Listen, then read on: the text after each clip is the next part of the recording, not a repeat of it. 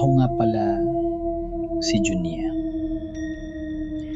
Ikukwento ko sa inyo yung dalawang kwento ng gabi, mga na-share sa akin. At parehong galing sa totoong trahedya sa kalsada.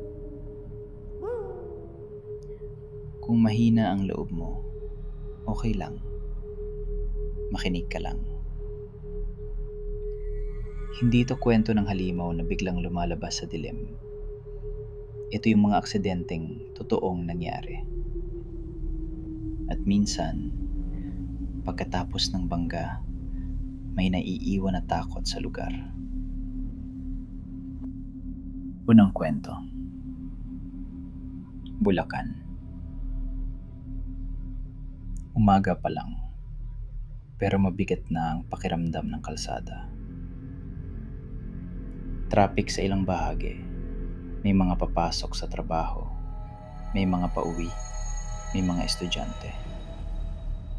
Sa isang bahagi ng daan malapit sa tulay, isang modern jeep ang bumibiyahe. Kasabay sa kalsada ang isang tricycle.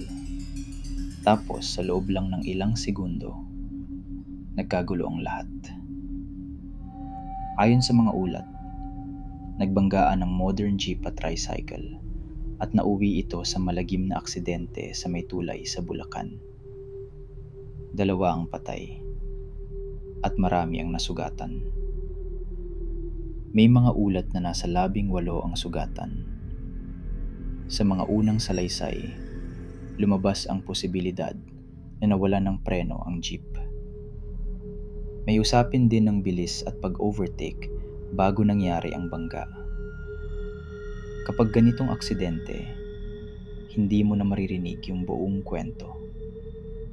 Ang unang maririnig mo, sigaw, kalabog, at tawag ng tulong.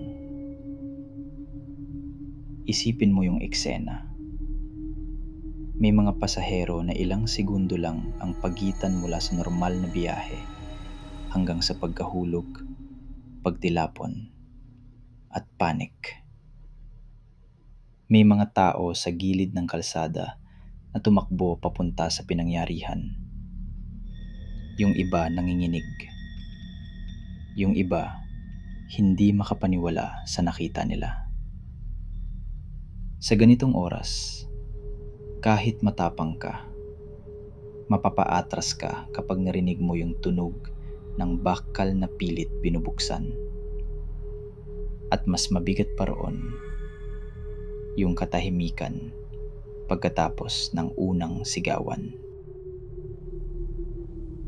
May mga kwento na pagkatapos daw ng aksidente, may ilang dumaraan sa lugar kapag gabi, napapatingin sa may gilid ng tulay. Para bang may nakatayo na anino. Parang may naghihintay. Walang kumpirmasyon sa ganitong kwento, pero totoo ang trauma ng mga nakakita at totoo ang takot na bumabalik kapag dumadaan ulit sila roon. Kasi minsan, ang multo ng lugar, hindi nila lang alaala. Habang napapatuloy ang investigasyon at aksyon ng mga awtoridad, may isang bagay na paulit-ulit na sinasabi ng mga tao. Hindi dapat minamadali ang biyahe kung kapalit ay buhay. Masakit pakinggan. Pero yan ang realidad ng kalsada. At kung mapadaan ka sa tulay na yon sa gabi, huwag mong habulin ng tingin ang aninong akala mo tao lang sa gilid. Baka alaala lang yon, pero sapat na para manlamig ka. Akala mo tapos na ang kwento? Hindi pa. Kasi ang pangalawang kwento, mas tahimik ang simula, pero mas mabigat ang ending.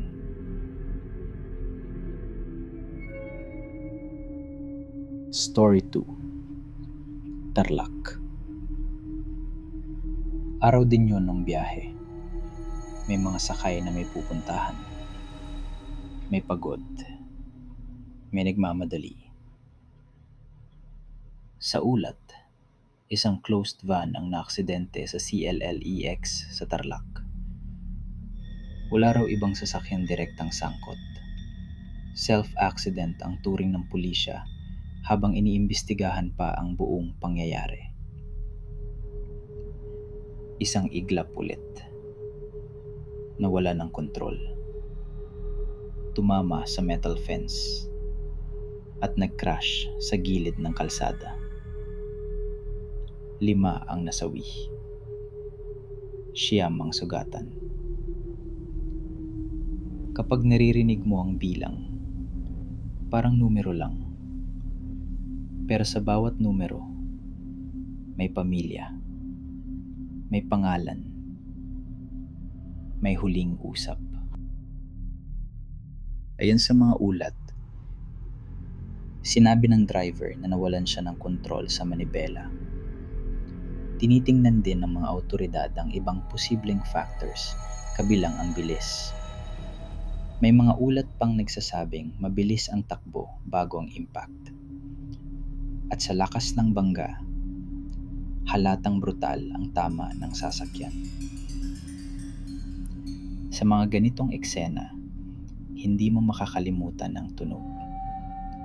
Hindi una yung sirena. Hindi una yung usok.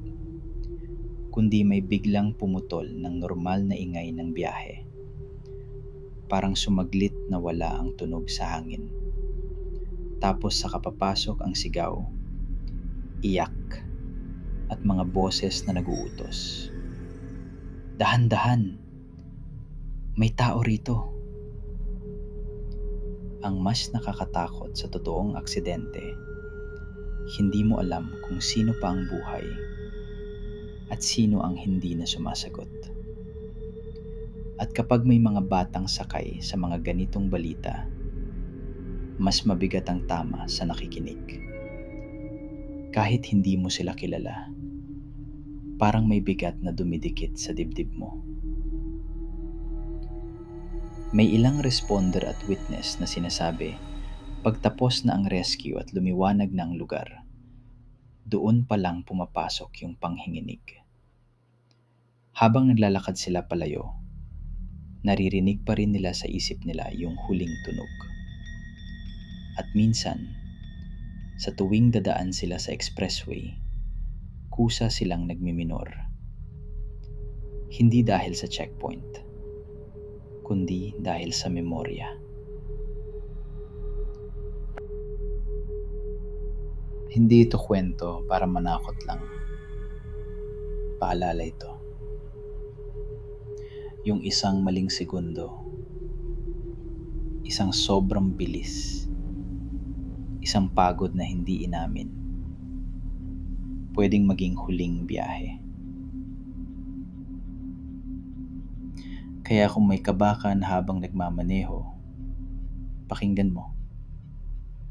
Minsan, hindi yan takot lang. Babalayan. 2 kwento. 2 lugar. Iisang aral. Sa kalsada, walang maliit na desisyon. Lahat may kapalit. Preno, gulong, bilis, antok, pag-overtake, distansya. Simpleng bagay lang pakinggan. Pero buhay ang nakataya. At kung may naramdaman kang biglang lamig sa daan, baka hindi yun multo. Baka alaala ng lugar na ayaw nang maulit ang nangyari. Magandang gabi.